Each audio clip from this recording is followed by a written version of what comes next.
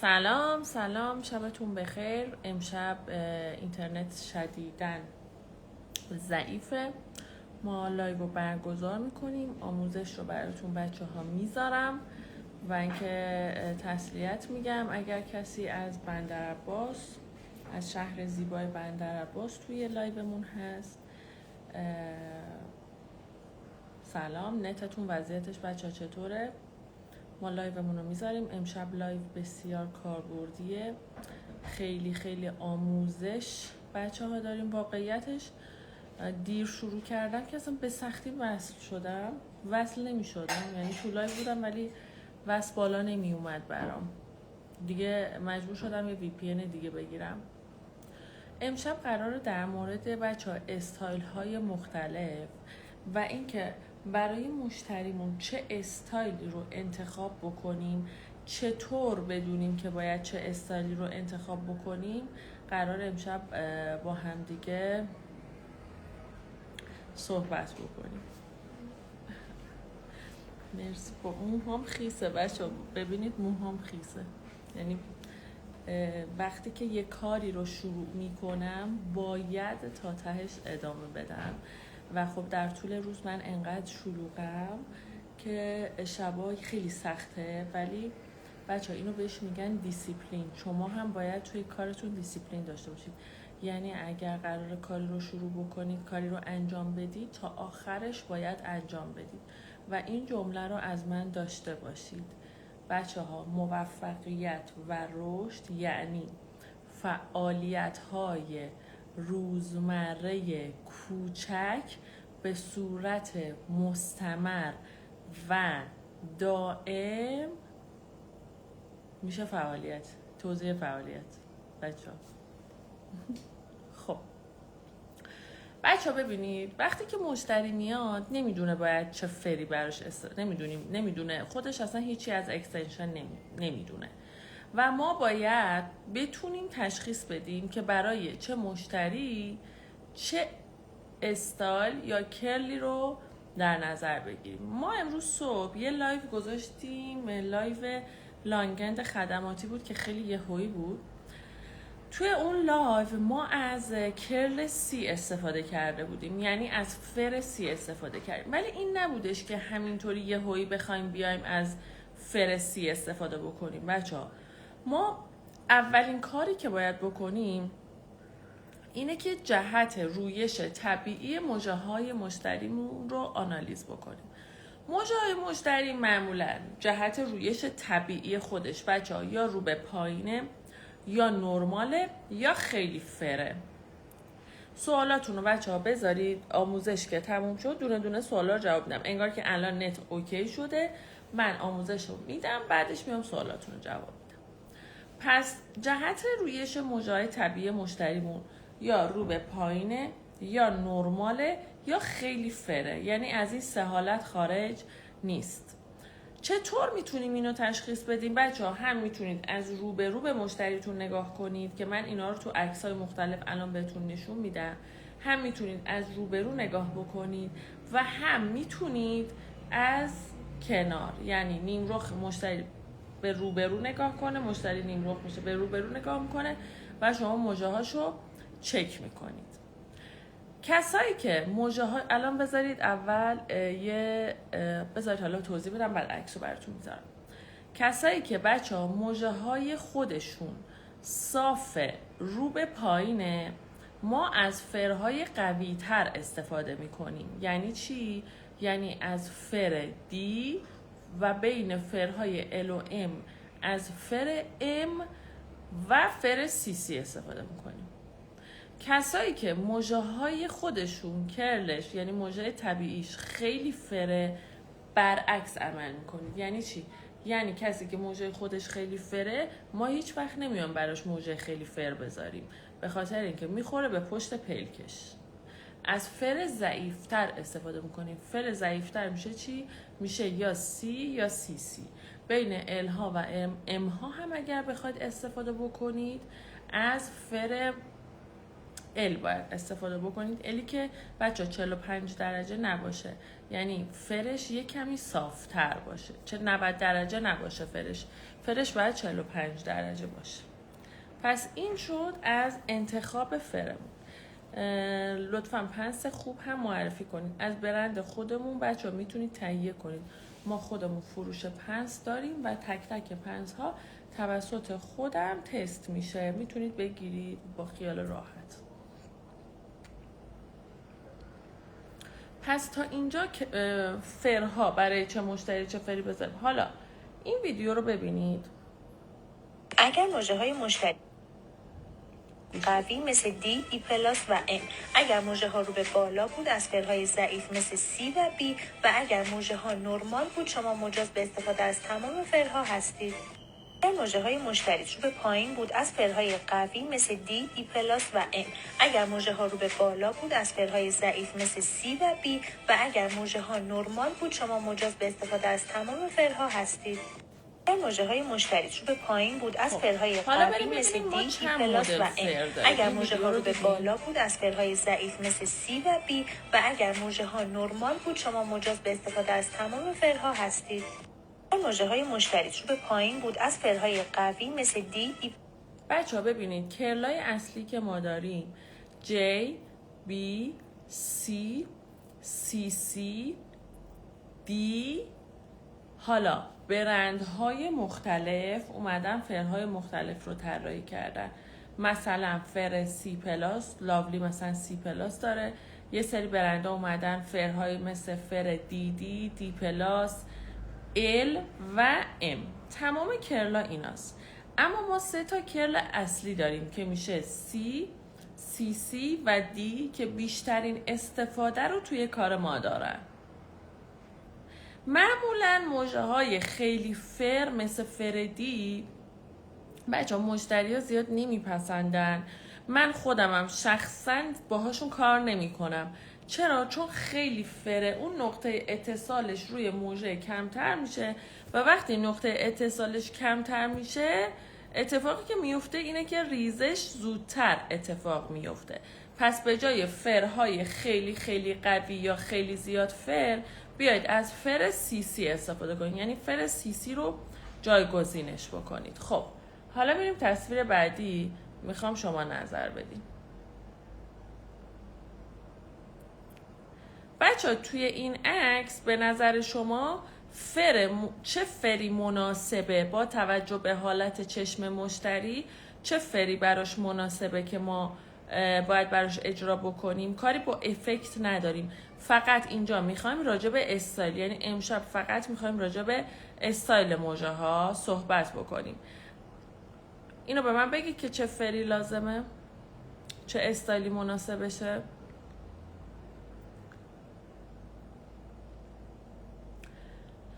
فر مژه های خودش بچه ها، کرل مژه های خودش همونطوری که دارید میبینید صافه، یعنی مژه های خودش فر نیست. فر مژه های خودش حتی از روبرو هم مشخصه که مژه های خودش صافه.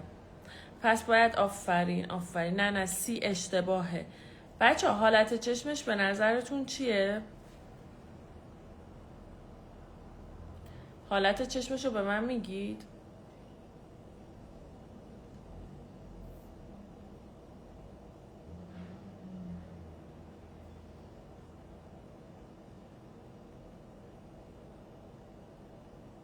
من یه چیزی بنویسم و بیام.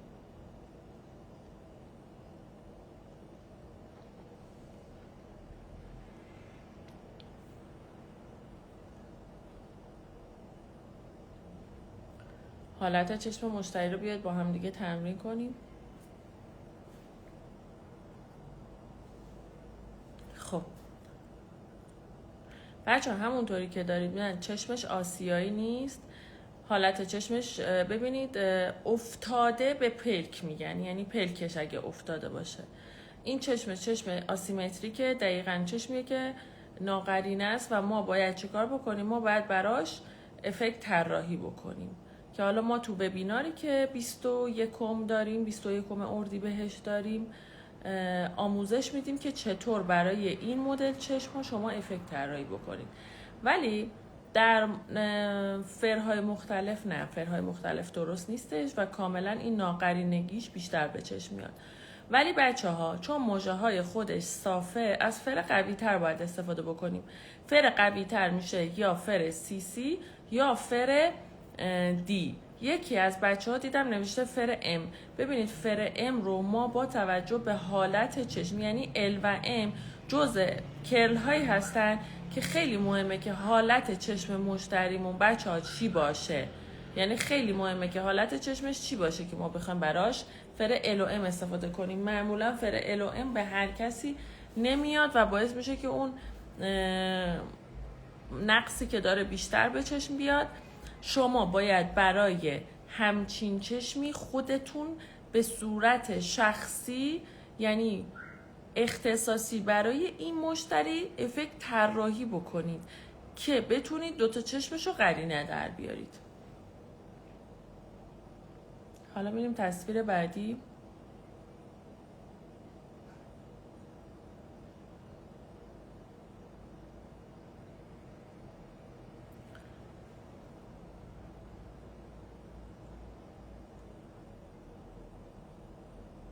خب بچه ها،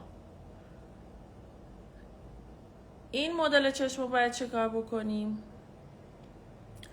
مدل چشماشو ببین، من مدل هایی رو براتون انتخاب کردم که تو روزمره خیلی میبینید. یعنی نیومدم یه مدل بدون نقص خوشگل شیک براتون انتخاب بکنم.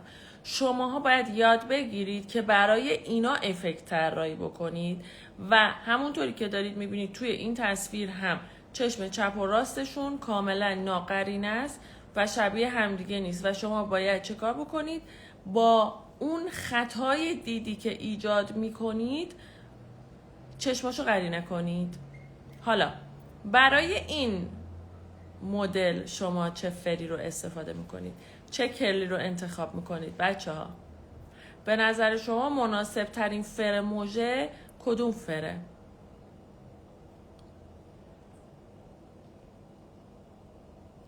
کاری با افکتش ندارم. خب حالا میتونید افکتم بگید، ولی ما الان راجبه فرش داریم باهاتون صحبت میکنیم. فرسی نه. ببین از روبرو که داری نگاه میکنی میبینی چشم سمت چپش موژه هاشو میبینی کاملا صاف رو به پایینه. کاملا صاف رو به پایینه. در کنارش افتادگی پلک هم داره. ما باید چیکار بکنیم؟ باید بکشیم بالا. ما اگر برای ایشون از فر سی استفاده کنیم 100% چشمش غمگین افتاده تر میشه. هم غمگین میشه هم افتاده تر میشه. پس باید از فر قوی تر استفاده کنیم. آفرین بچه ها، آفرین دخترها، معلومه که خیلی خوب یاد گرفتید. ال نه، به هیچ عنوان ال برای این حالت چشم 100% ممنوعه بچه ها، 100% ممنوعه. ال و ام جزء فرهای فانتزی هستن که واقعا نمیتونید برای هر کسی کار بکنید. تصویر بعدی. خب برای این چشم چی؟ بچه ها آنالیزش کنید برام. بگید که حالا برای این چشم چه مدلی مناسبه.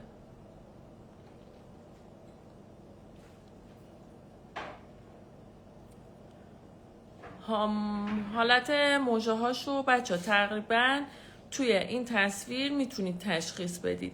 حالت موژه های مشتریمون فرش نرماله، یعنی صاف نیست. تازه یه کوچولو فرم هست. ببین افکتش نه، کرلش رو بهم بگو دخترم. کرلش یعنی چی؟ یعنی فر موژه‌ای که براش انتخاب میکنیم چه فری باید باشه. آفرین آفرین مبینا، آفرین مبینا. فر سی. سی که بچه ما همیشه میگیم سی نخودیه.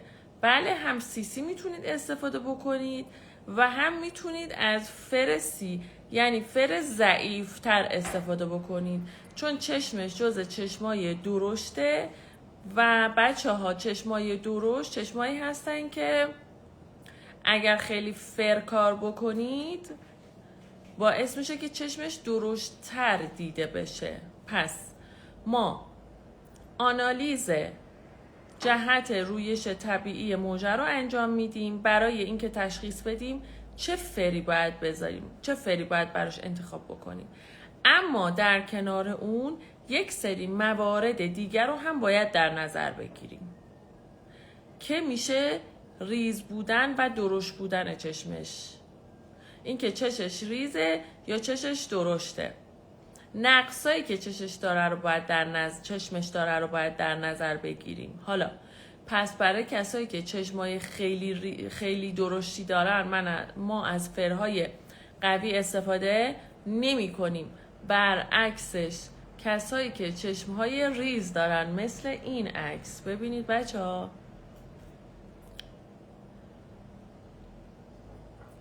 این عکس رو ببینید، کسایی که چشمای ریز دارن از کرل‌های قوی‌تر، از فرهای قوی‌تر براشون استفاده می‌کنیم.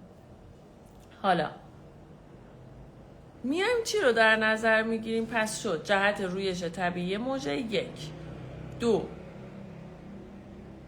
ریز بودن و درشت بودن چشم مشتریمون برای انتخاب فر، استایل یا کرل مناسب، و 3 چشمش رو نگاه میکنیم گودی داره یا بیرون زدگی.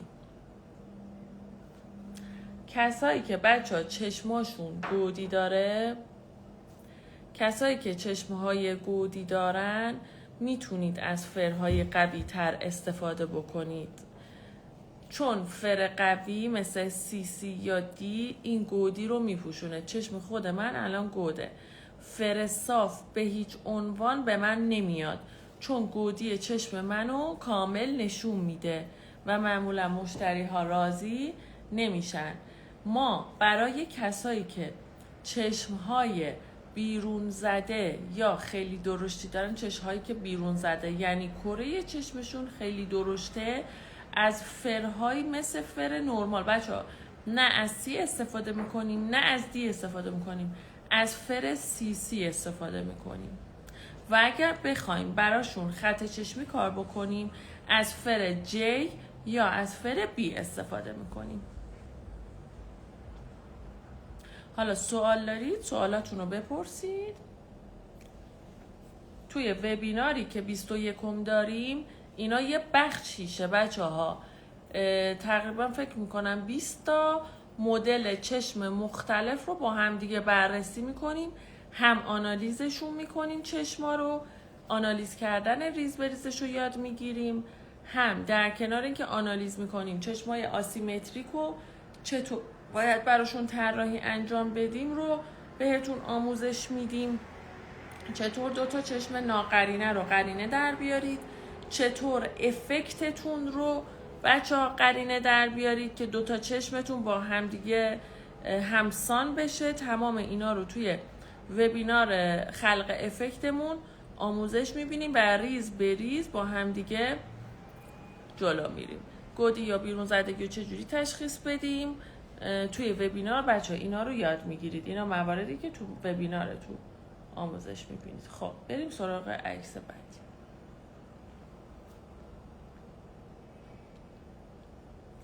پالت لش سکرت خوبه، فر CC استفاده نکردم نمیدونم قشنگم.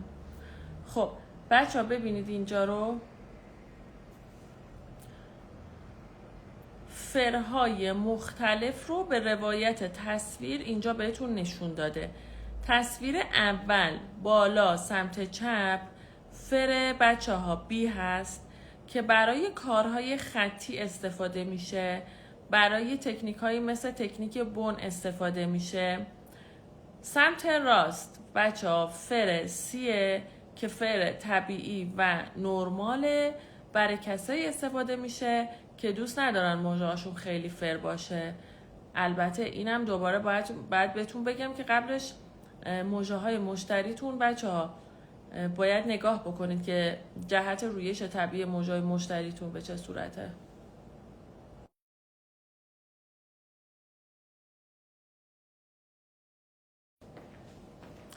خب و تصویر پایین سمت چپ بچه ها فر دیه که فر دی رو دارید میبینید چقدر گردتره، یعنی فرش چقدر گرده. برای کسایی استفاده میشه فر دی که موجه های خودشون صاف رو به پایینه.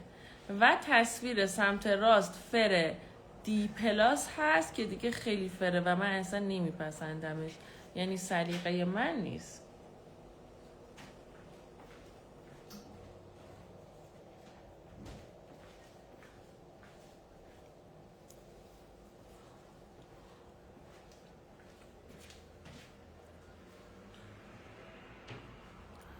میریم روی عکس بعدی. خب بچه ها الان بهتون گفتم که من نمیپسندم. میبینیم فر دی رو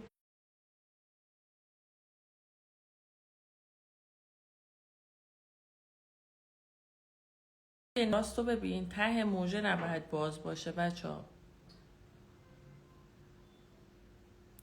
و عکس سمت چپ نصب فر ال رو داره روی موژه صاف به شما نشون میده.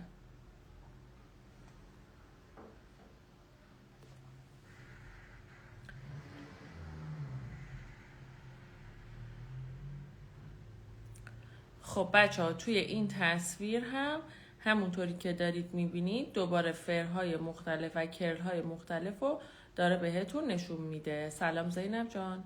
فر سی بچه ها، فر سی سی دی و دی دی که من زیاد خودم روی دی و دی دی پیشنهاد بهتون نمیدم و خودم هم اصلا استفادهش نمی کنم.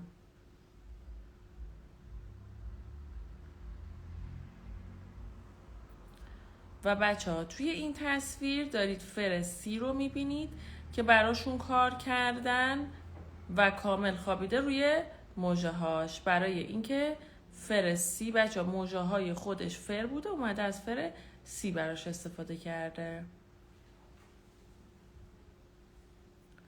خب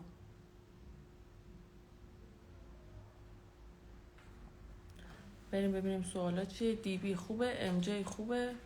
سلام زینب. این از آموزش امروزتون. اگر سوالی دارید که در رابطه با آموزش امشبمون هست بپرسید.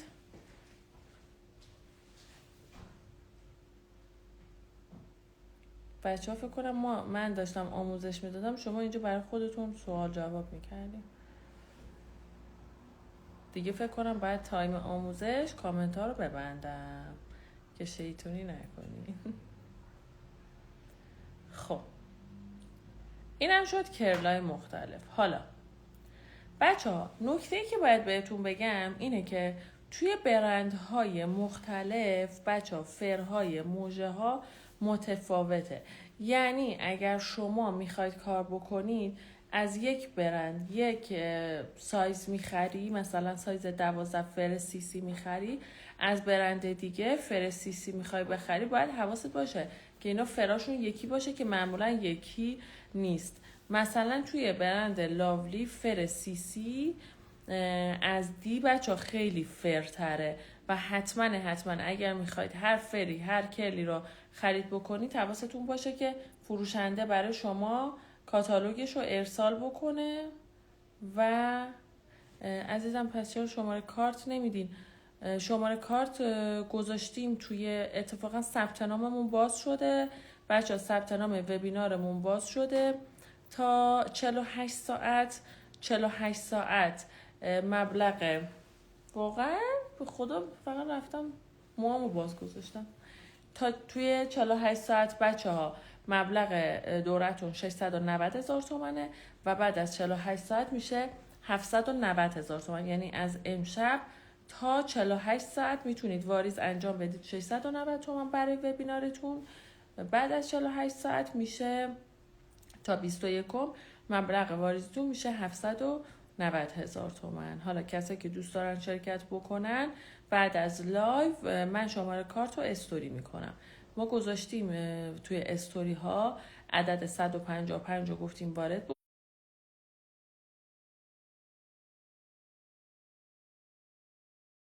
که دارم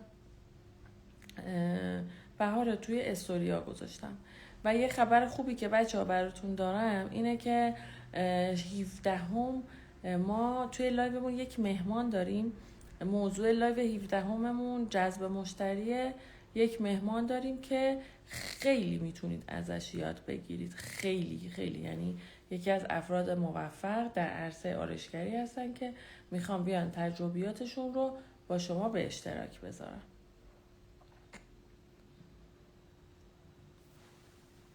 خیلی ها ثبت نام کردن.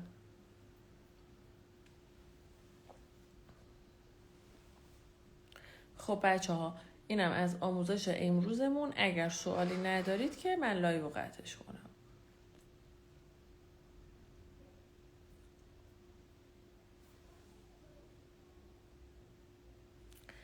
عطیه نوشته که چقدر شما خوشگل شدی امشب. مرسی، لطف داری، فدات بشم عزیز دلم.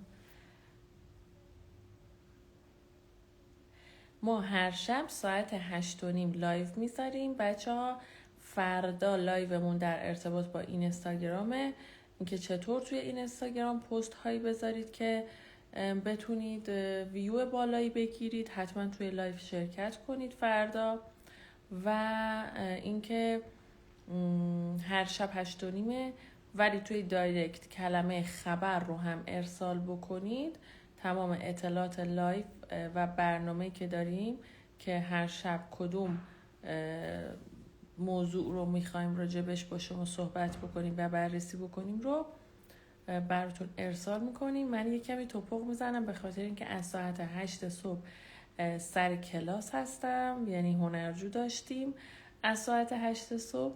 بچه یکی از نمونه کارهای بچه هامو براتون بذارم ببینید. همون چشمی هستش که بهتون گفتم. ببینید بچه ها، همون چشمیه که چرا عینک انداخته رو چشم من. همون چشمیه که بچه ها گفتم بهتون حالت نهنگی و آسیمتریک داشت. میبینید نقص با موجه کاملا نقصش رو از بین برد.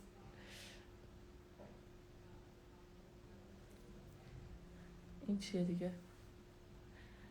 هنرجوی حضوری. بله عزیزم، تا آخر اردیبهشت ما هنرجوی حضوری میگیریم، ولی بعدش دیگه احتمالاً تا یک مدت طولانی ما دوره حضوری نداشته باشیم.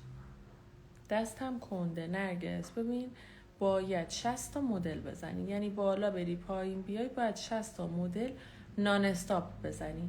یعنی بیای چه کار کنی؟ هر روز به جز پنجشنبه جمعه رو به خودت استراحت بده. برو طبیعت، برو بیرون، برو این ور اون ور. پنجشنبه جمعه رو به خودت استراحت بده.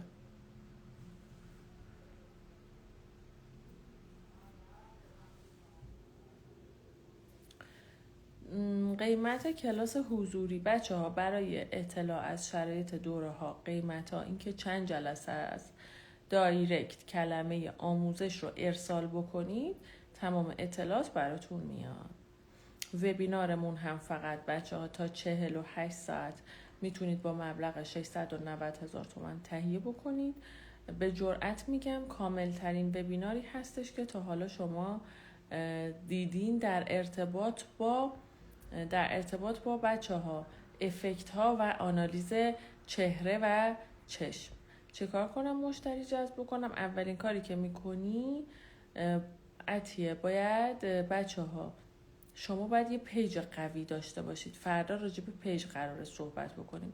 باید یه پیج قوی داشته باشی، نمونه کار قوی داشته باشی و حتی اگر تازه کاری و روزای اول مدل برای تو نمیاد باید به مدل هات هزینه پرداخت بکنی. اگر به مدل هزینه پرداخت بکنی قطعا میاد زیر دستت میشینه و تو کم کم دستت راه میفته. چه بسا مدل ها تبدیل به مشتری بشن. بچه هایی که میاین میگین که ما مشتری نداریم، خب من میرم توی اینستا پیجا رو بررسی میکنم. شما خودتون رو بذارید جای اون طرف مقابلی که قراره براش کار انجام بدین. به چشم مشتری بیایید پیج خودتون رو ببینید. من میبینم خب پیجا همه داغون ترکیده، یه نمونه کار خوب ندارن، عکس‌ها مثلا اومده کلیپ طنز گذاشته، جذاب نیست پیجاتون. ویترین پیجاتون بچه‌ها جذاب نیست. باید ویترین پیجتون جذاب باشه و تا وقتی که ویترین پیجتون اوکی نباشه مشتری به شما اعتماد نمیکنه. تا وقتی که نمونه کار قوی نزنید اینو قبول کنید، اینو بپذیرید. شما خودتونم نمیرید زیر دست کسی بشینید که احساس بکنید مبتدیه. شما باید نشون بدید که حرفه‌ای هستید. و چی میشه که مشتری به شما اعتماد میکنه؟ نمونه کارهای قوی که میزنید باعث میشه که مشتری به شما اعتماد بکنه و بیاد پیش شما کار انجام بده. و این مستلزم چیه؟ یک سرمایه گذاری. این سرمایه گذاری میتونه چی باشه؟ این سرمایه گذاری اینه که تو 60 تا مدل رایگان بزنی. اگر زدی دیدی رو مثلا 10 تاش دستت را افتاد، نمونه کارهای خوب داری میزنی، شروع کن به عکاسی کردن حرفه‌ای. عکاسی حرفه‌ای تو که انجام دادی، پیج تو زدی، یک کاور خوب طراحی میکنی که حالا ما توی دوره ها بهتون میگیم چجوری باید عکاسی کنید، چه کار کنید.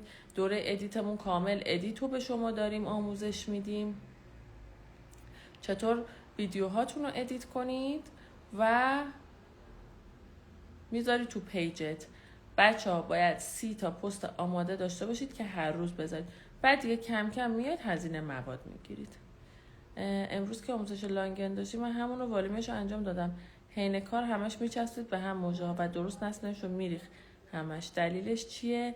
مقدار چسب تو زیاد برمیداری و وقتی که ایزوله میکنی میخوای موجه بعد مثلا این رو نصب کردی، میخوای موجه کناری رو بذاری، وقتی که میذاری اینو دایرکشن رو میخوای بهش بدی، خیلی فشار میدی موجه ها رو تو هم دیگه.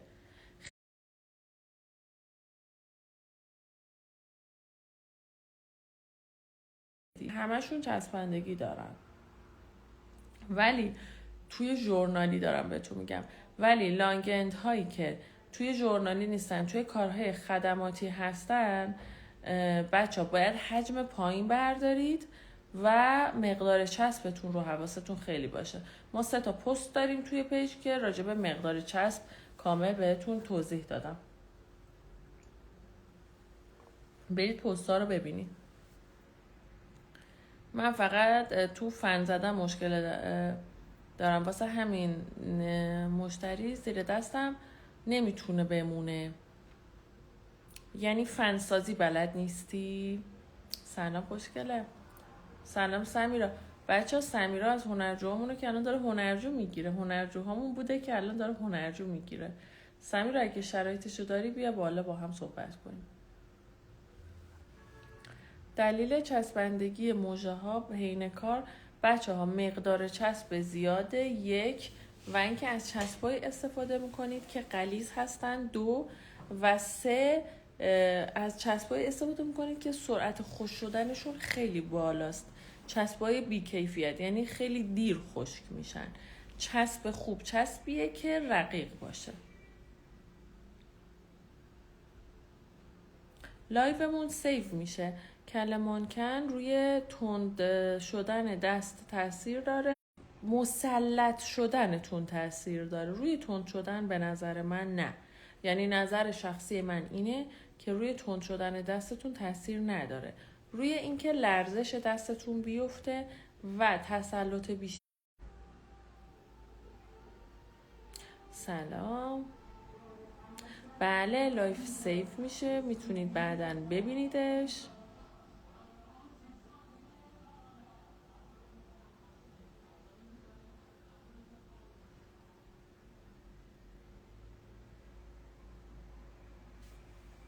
خب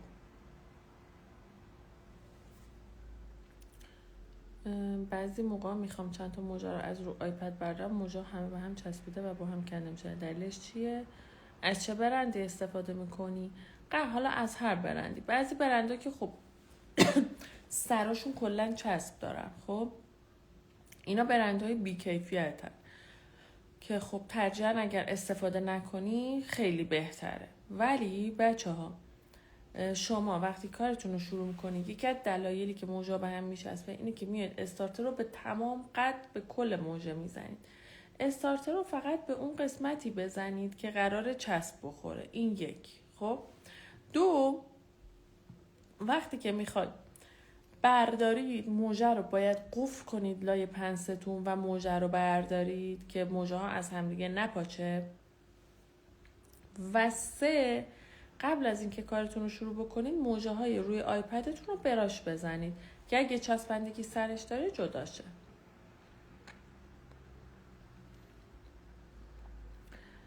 جلوی چشم رو به همون ترتیبی که جهت دادیم باید جهت بدیم. بستگی داره که چه افکتی میخوای کار بکنی که باز اینم توی اون وبینار ما به شما آموزش میدیم. کله مانکن رو یه بار دیگه توضیح میدیم. کله مانکن رو من برای سرعت دست پیشنهاد نمیدم، ولی برای مسلط و تسلط داشتن شما بهتون پیشنهاد میدم. پنست هم باید تمیز باشه. آفرین. من خیلی دوست دارم تکنیک فید رو یاد بگیرم. توی وبینار هست آموزشش و اینکه میتونم درست یاد بگیرم میخوام به خدماتم اضافه کنم. بله قطعا تمام افکت ها بچه ها توی وبینار هست. اصلا وبینار تخصصی افکته، یعنی نیچ تخصصی داریم راجع به افکت و آنالیز چشم صحبت میکنیم.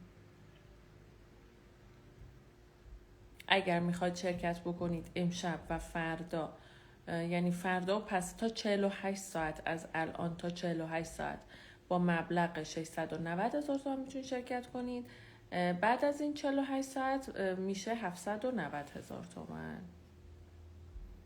به خدماتت اضافه کن، اتفاقا عالی میشه. بعدم وب پیج تو باید بررسی کنم، پیجت هم ببینم، نمونه کارات هم من ببینم. خب موقع نصب خیلی نمیتونم دایرکشن رو رعایت بکنم. باید حواست به زاویه دستت باشه و زاویه موژه، یعنی موژه رو وقتی لای پنس میگیری اون خودش کلی قلق داره، یعنی اون خودش اینکه چجوری موژه رو لای پنس بگیریدم بچه ها آموزش داره، قلق داره. دایرکشن تو باید با توجه به اینکه چه افکتی داری کار میکنی زاویه دستت رو تنظیم بکنی و نصبت رو انجام بدی. دلیل شلختگی کار اینه که بچه ها فاصله از ریشتون یکسان نیست، یه جا 1 میله، یه جا نیم میله، یه جا 1 سانته. خب فاصله از ریشه هاتون یکی نیست. بعد اینکه توی والیوم و اسپایکی بعدهای فن هاتون یکی نیست. و خانم سلمانی نگین عزیزم توی لایومون هست. خب فکر کنم نت ضعیفه. و بچه ها